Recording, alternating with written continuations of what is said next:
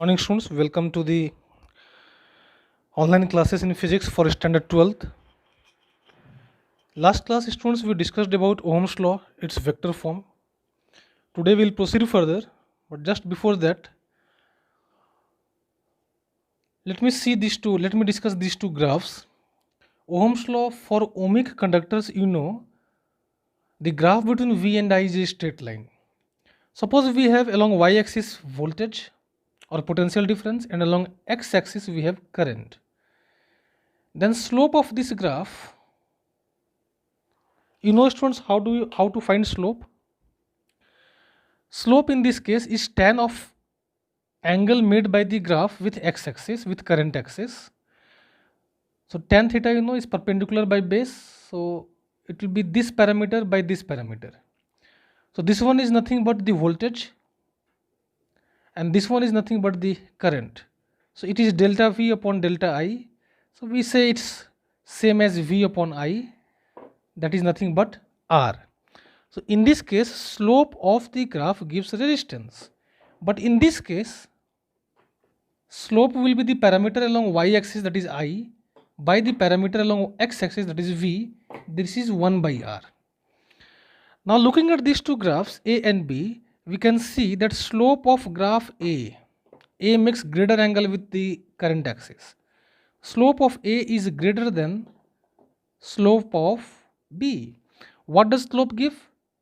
Resistance. So we say resistance of conductor A will be greater than resistance for conductor B if this graph is given like so. On the other hand, here if you will see, here also slope of graph A is greater than slope of graph B. But here slope gives reciprocal of resistance, so 1 by RA is greater than 1 by RB, and this implies RA will be less than RB. Is this clear, students? Okay, let's now proceed further with the combination of resistors. First we shall discuss series combination of resistors. So in this circuit here there are three resistors of resistances R1, R2, R3. We would like to find the equivalent resistance. Remember students, you have already done such cases in standard 10th. This battery will send in some current, let the current be I. The negative terminal will receive same amount of current, that is I. In series there is only one path for the current to flow. Always remember this. In series there is only one path for current to flow. Current does not have any choice. Clear? So there is one path only for the current to flow. As you can see here, this current will flow like this. So current through each of the three resistances will remain same, I, and I. The potential differences across these three resistors, we take their values as V1, V2 and V3. Okay. Now let's indicate 2 points A and B. The points A and B are connected to the battery. So the potential difference of the battery V is the same as the difference in the potentials of points A and B, VA minus VB. Is this clear, students? Now let me choose this point as C. This point, let's choose it as D.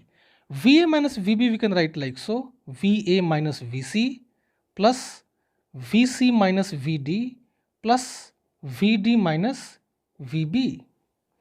Now what is VA minus VC? That is V1. What is VC minus VD? Potential difference across R2, that is V2, and this one is likewise V3.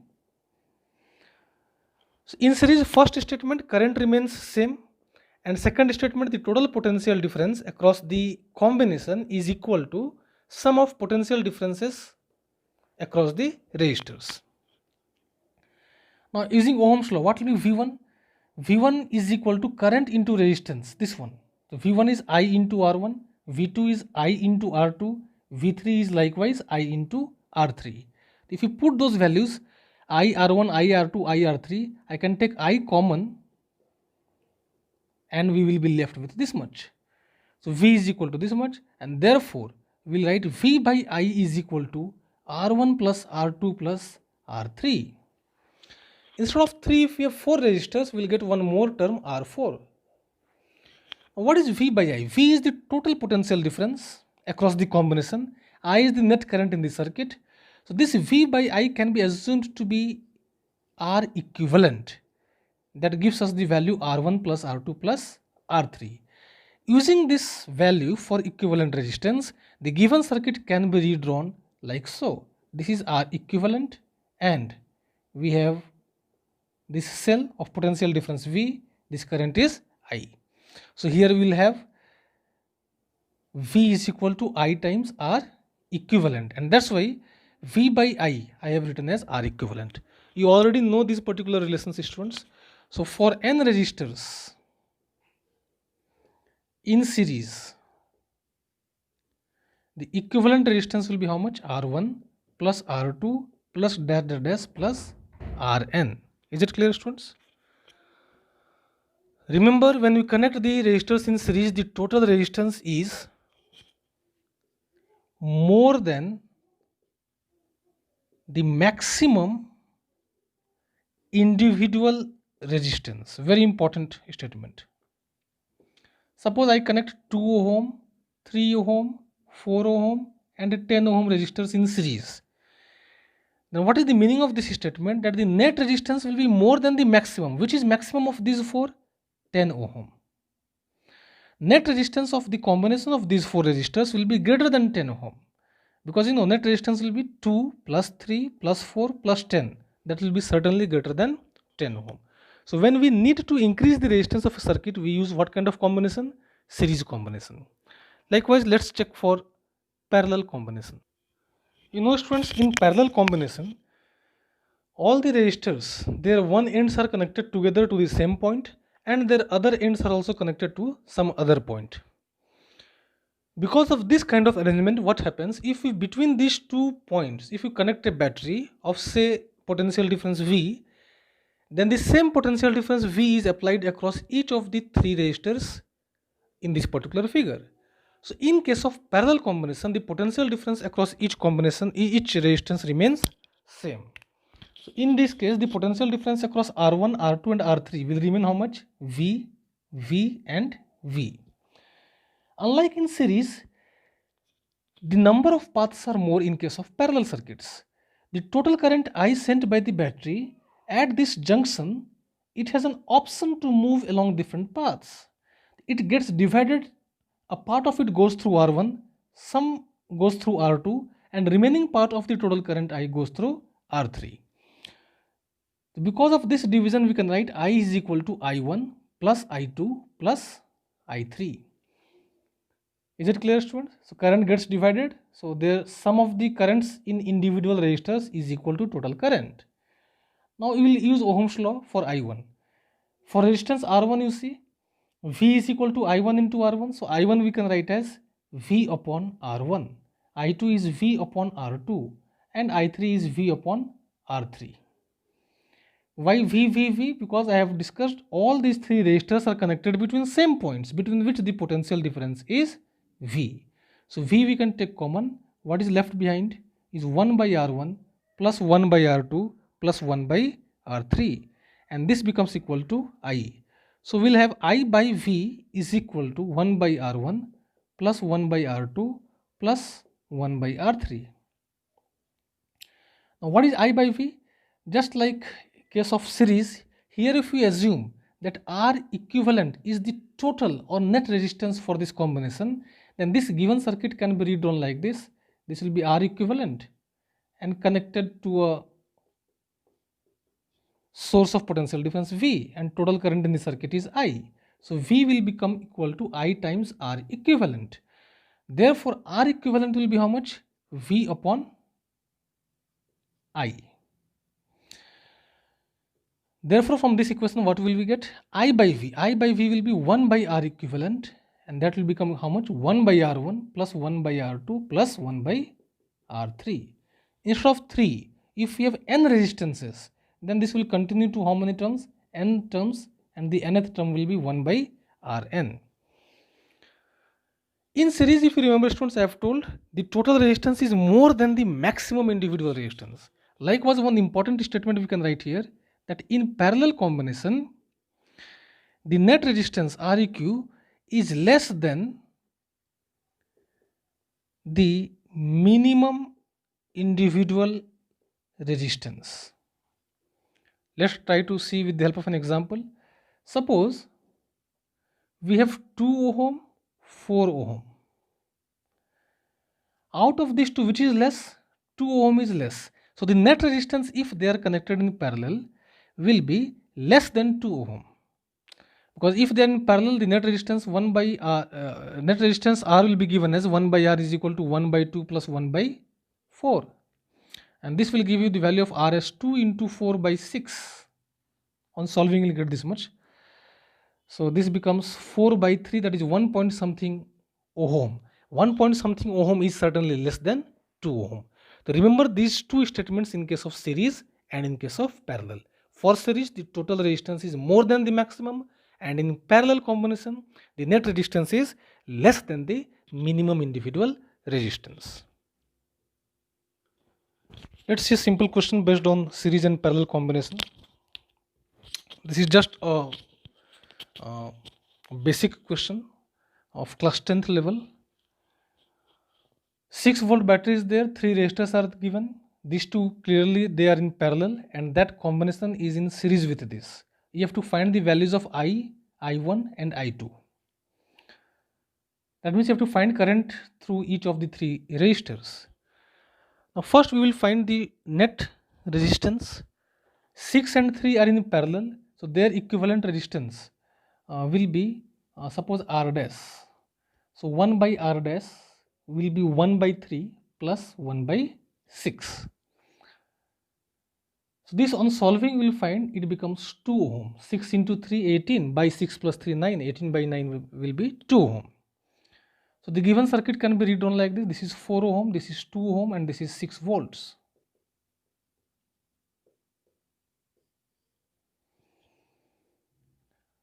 So what will be this current? Now the equivalent resistance of the combination R equivalent will become 2 ohm plus 4 ohm, that is 6 ohm. So the current in this circuit is total voltage, that is 6 volt, by total resistance, that is 6 ohm. So it becomes 1 ampere. I is V by R, that becomes 1 ampere. So 1 ampere current flows through 4 ohm and 2 ohm. Let me take this point as A, this point as B, this point as C. So the potential difference between A and B, that is VA minus VB, current is flowing in this direction. You remember students, current flows from higher potential to lower potential. If current is flowing in this direction, potential at A should be more. That's why I am writing VA minus VB. This will be how much? Current times resistance, that is 4 ohm. How much is the current? 1 ampere. So 1 into 4 volts, that is 4 volts. So here the potential difference is how much? 4 volt. Here what will be the potential difference? Same. The potential difference between points B and C. This point is B, this point is C, this point is A. So VB minus VC will be clearly 2 volts. Out of 6 volt, if a 4 volt appears here, how much will remain? 2 volt. Otherwise, you can check it out. VB minus VC, Ohm's law, is current into resistance. Current is how much? 1 ampere. Resistance is how much? 2 ohm. So 1 into 2, 2 volts. So we have already got I. Next, we have to find I1 and I2. So let's see I1. Apply Ohm's law. V is IR, so I is V by R. So I1 is potential difference. What is potential difference across 3 ohm?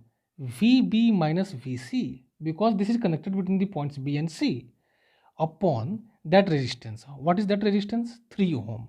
Likewise, what is I2? It is also VB minus VC, because this resistance is also connected between the points B and C, upon what is the corresponding resistance? 6 ohm. Now VB minus VC is 2 volts, so 2 by 3 ampere, and this will be 2 by 6, that is 1 by 3 ampere. And you can check it out that I1 plus I2 is 2 by 3 plus 1 by 3, that is 1 ampere, which is expected because I is how much? 1 ampere. That was a simple question just to recapitulate your previous knowledge of standard 10th students. Today I will not devote much time for numericals. I'll be discussing the numericals on finding equivalent resistance and currents and voltages in complex circuits, probably separately in a different class. Next, I would like to discuss briefly about the concept of cells, EMF, and internal resistance. See, when you speak about cells, many types of cell you must be knowing, students. Dry cell, you must have used it. That is commonly used in your clocks, in remote batteries. Those are dry cells. Old torches, they used to use dry cells. Other types of cells also you must be knowing. You must have read in chemistry, like Leclanché cell, Daniell cell, voltaic cell, and so on. If you see carefully the structure of a cell, basically it will consist of an electrolyte. It may be a paste or it may be in liquid form. And it will have two electrodes, one of which is said to be at positive potential, positively charged. Other one we say it gets a negative potential. Generally we use the terms cathode and anode. Let P be the electrode which is positively charged and N with the other one. And these two electrodes of this cell, we connect it to some bulb or some resistor. So the circuit is shown like this. If the circuit is computed as is shown in this particular case, the current will flow in the external circuit. This is the external circuit and this part is inside this cell. So I'll call this as internal circuit. So in the external circuit, the current will be like so. And inside, and this in the external circuit, the current is because of flow of electrons. Electrons will drift in opposite direction to the direction of current. That means electrons will move like this and current moves like this. And inside this cell, the flow of current is like so. But this flow of current is not because of electrons, it is also because of ions, positively charged, negatively charged ions. And if electrons are available, they can also conduct. Anyway, so due to some chemical reactions, one of the electrodes acquire positive charge, other electrode acquires negative charge. Now in the electrolyte, I choose 2 points A and B which are in the vicinity of the electrodes P and N. The electrode P, in its immediate neighborhood in the electrolyte, there is a point which I take as A. Likewise for electrode N, in its immediate vicinity, I choose a point B. The electrode P is at higher potential compared to A. So potential difference between P and A we have chosen it as V plus. Electrode N is at lower potential compared to point B. So potential difference between N and point B will be negative. So that we are writing as minus of V minus. See, minus V minus is negative. For example, minus 2 is negative, that means 2 is positive. Likewise, minus V minus is negative, that means V minus is positive. So in this, both V plus and V minus are positive quantities. So this in statements we can write V plus. What it is? It is nothing but the difference in the potentials of electrode P and point A. So Vp minus Va. Likewise, what is minus V minus? Minus V minus is, negative of V minus is Vn minus Vb. Suppose we disconnect the cell from the external resistor, then this current becomes how much? 0. There is no current. So if no current flows through the circuit, that means I is equal to 0. Then all the points in the electrolyte,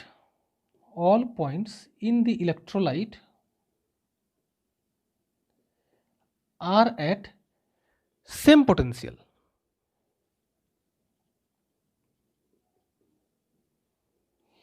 That means potentials of points A and B will be same. In this case, the potential difference between the electrodes,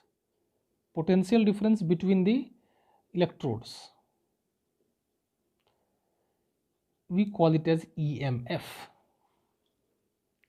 When there is no current.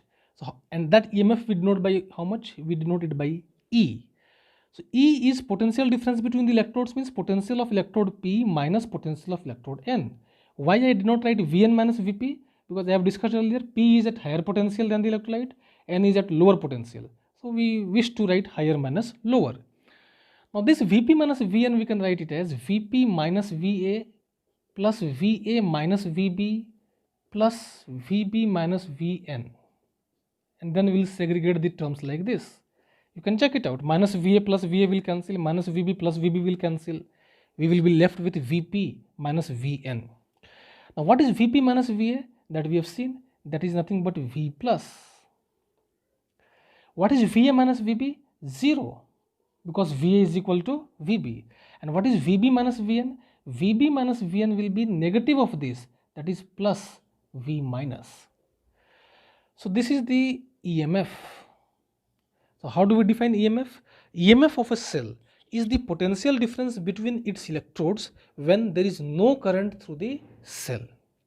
Let's see what happens if there is some current through the cell.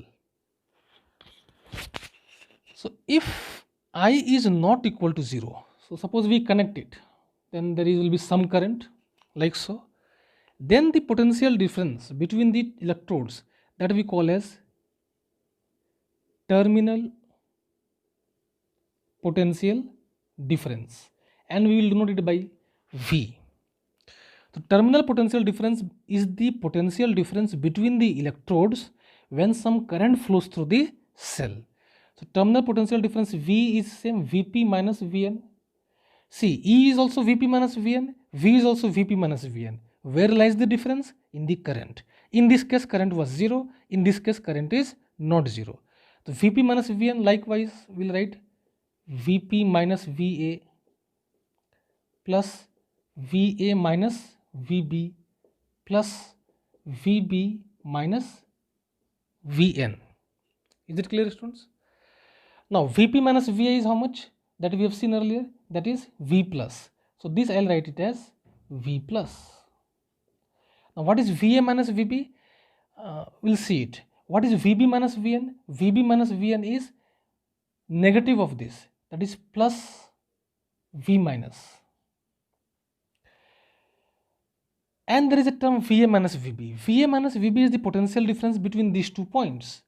Let the electrolyte between these 2 points A and B have some internal resistance that we call as small r. What is small r? This is internal resistance of the cell. This internal resistance is because of the electrolyte. So potential difference between A and B we have to find. Now what is the direction of current? Outside it is from P to N. Inside the electrolyte, inside the cell, the direction of current is like this. If current is from B to A, we know current is from higher potential to lower potential. So since current is from B to A, that means from high to low, so Vb minus Va should be I times this resistance, that is R, small r. What is small r? Small r is called as internal resistance of the cell. Let me repeat again. Outside the current was from P to N, but inside the current is from B to A. The current flows from higher to lower potential. That's why we should write Vb minus Va is equal to I times R. Here what do we need? Here we need Va minus Vb. What will be Va minus Vb? That will be negative of IR. So minus of I times R. So therefore, what will be our V? Our V becomes equal to V plus plus V minus. Now V plus plus V minus is nothing but EMF E. So V becomes E, and then we have minus I times R. Is it clear? So I have rewritten that relation. V is equal to E minus I R. So what is V? V is terminal potential difference. Let me write the terminologies for them. What is terminal potential difference? It is the potential difference between the electrodes of a cell when some current flows through it.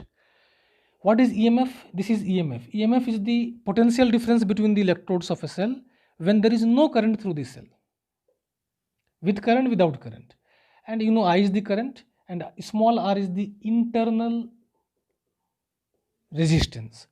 Now this V is the potential difference between these two electrodes. If you see in the external circuit, this point P is connected to this end of the resistor, this point N is connected to this end of the resistor. So this V, if you see in the external circuit, this V is same as the potential difference across the resistor, which according to Ohm's law should be current times resistance R. Understand the difference between these two R. This is the resistance of the electrolyte inside the cell. From outside we can't see it. This is the external resistor. For example, if we connect a torch bulb to a battery, suppose this is a cell, this is a dry cell. Now this dry cell, if you connect it to a torch, bulb, that bulb will act like a resistance. So that is capital R. And inside this dry cell, whatever chemicals are present, electrolyte is present, that electrolyte will have some resistance, that is small r. If we use these two relations, we will have I times R is equal to E minus I times small r. Bring it this side, I will be common, R plus R is equal to E. So I will be E upon R plus R. That you could have guessed, students. This electrolyte has a resistance how much? Small r. This external circuit has a resistance how much? Capital R.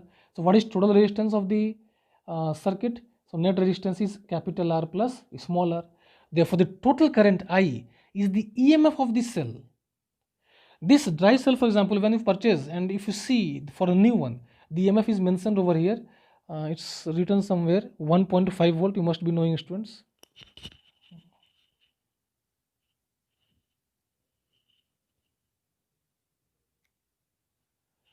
It's too small, I don't think it will be visible, but let me project it close to the camera. That gets blurred, but I know this cell is of 1.5 volt. You also know that. So that is EMF for the dry cell. So total EMF is 1.5 volt. So when you connect it to some battery, to some resistance, then some current flows, and that current will become how much? That EMF by total resistance. Total resistance is the external resistance which you connect plus the internal resistance which is already present inside the cell. So this is the theoretical part that I wanted to discuss today, and based on these concepts we shall discuss about finding equivalent resistance and cells in series and parallel in the next class. Based on these ideas, you can easily solve for example 3.5 of your NCERT textbook. Only one hint I should give you. Suppose there is a circuit like so. You will be able to solve this question easily, students. A class 10th child can also solve. If it is written like this,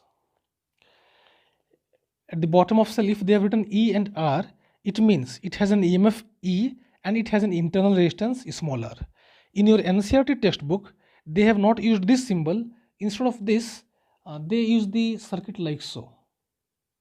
This is external resistance, and near this cell what they do, they draw this cell and beside it they put a small resistance, that is R, this is E. Both these symbols are widely used, students. Be careful whether it is the internal resistance or whether it is the external resistance. I prefer this particular symbol because it helps you to understand that this is the internal resistance. When you see this circuit, it becomes confusing whether this is externally put or this is present inside the cell. So anyway, if you have to understand whatever be the symbols being used, if this is EMF, this is internal resistance, this is external resistance, the total current I in this circuit will be how much? E upon total resistance becomes R plus R. Same thing over here. So this is the only hint that I would like to give to you. Rest you know how to solve problems in series and parallel. So please solve this example 3.5 yourself. Rest we shall discuss in the next class. Thank you. Take care. Read well.